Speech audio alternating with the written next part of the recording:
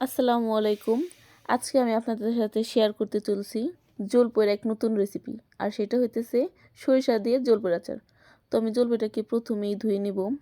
পরিষ্কার পানিতে ধুয়ে চালনে উঠিয়ে নিতেছি জলপইটা। তো চালন সহ আমি আরেকবার জলপইটাকে খুব ভালো করে ধুয়ে নিতেছি যাতে একটু ময়লা না থাকে। যেহেতু সরিষা দিয়ে আচারটা বানাবো, তাই আমি আগে থেকেই ভিজিয়ে রেখেছিলাম সরিষা। সেটা আমি এখন শিলপাটায় ভালো করে ম্যাশ করে নেব।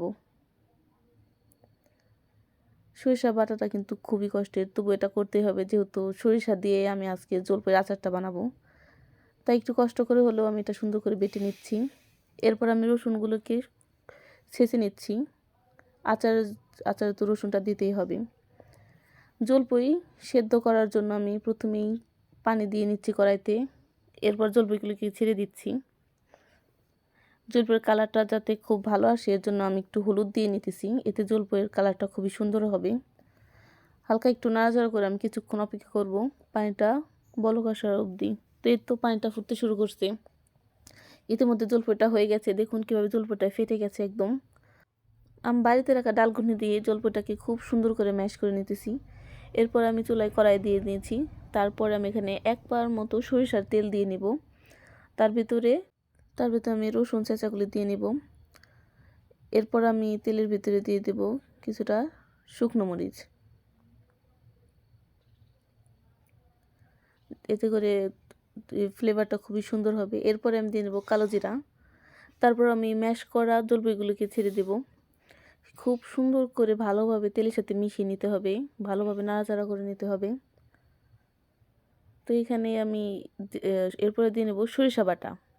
যেহেতু সরিষা দিয়ে করব, তো সরিষা বাটাটা আমি দিয়ে নিতেছি। সরিষা বাটা দেওয়ার পরে খুব সুন্দর করে সরিষাটা পুরো জলপাইয়ের সাথে মিশিয়ে নিতে হবে। এরপর আমি দিয়ে নেব এখানে 1 চামচ শুকনো মরিচের গুঁড়ো, 1 চামচ হলুদের গুঁড়ো, স্বাদ মতো লবণ। যেহেতু টক ঝাল মিষ্টি বানাবো আমি আচারটা, তাই এখানে আমি এরপরে দিয়ে নেব পরিমাণ মতন চিনি। চিনি দিয়ে আমি খুব সুন্দর করে আচারের সাথে মিশিয়ে নেব। এরপর আমি দিয়ে নেব 5 ফোড়নের গুঁড়ো, যেটা আমি আগে থেকে গুঁড়ো করে রেখেছিলাম। এটা নামানোর কিছুক্ষণ আগে দিতে হবে, এটার জন্য ফ্লেভারটা খুবই সুন্দর হবে। তো আমি আচারের সাথে খুব ভালো করে মিশিয়ে নিতেছি। এই তো প্রায় আমার আচারটা হয়ে এসেছে। আচারটা হয়ে গেছে। এরপর আমি কিছুক্ষণ নাড়াচাড়া করে আচারটা নামিয়ে নিয়েছি। আচারটা ঠান্ডা হওয়ার অপেক্ষায় ছিলাম, তো আচারটা ঠান্ডা হয়ে গেছে। এবার আমি একটা কাচের বয়মে আচারটা সংরক্ষণ করব।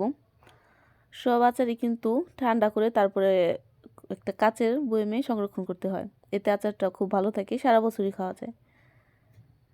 এই আচারটা টক ঝাল মিষ্টি, তো আচারটা আপনারা ডালের সাথে বা খিচুড়ির সাথে খেতে কিন্তু বেশ ভালো লাগে।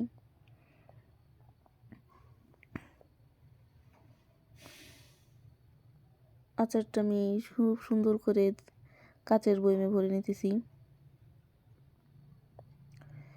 আচারটা পুরোটাই ভরা শেষ। এরপর আমি যে তেলটা ছিল সেটা আমি উপরে দিয়ে দেব। তেলটা আমি উপরে দিয়ে নিলাম যাতে নাকি আচারে ফাঙ্গাস না পড়ে। তো এরকম পদ্ধতিতে আপনারা বাসায় একবার হলেও ট্রাই করবেন। আল্লাহ হাফেজ।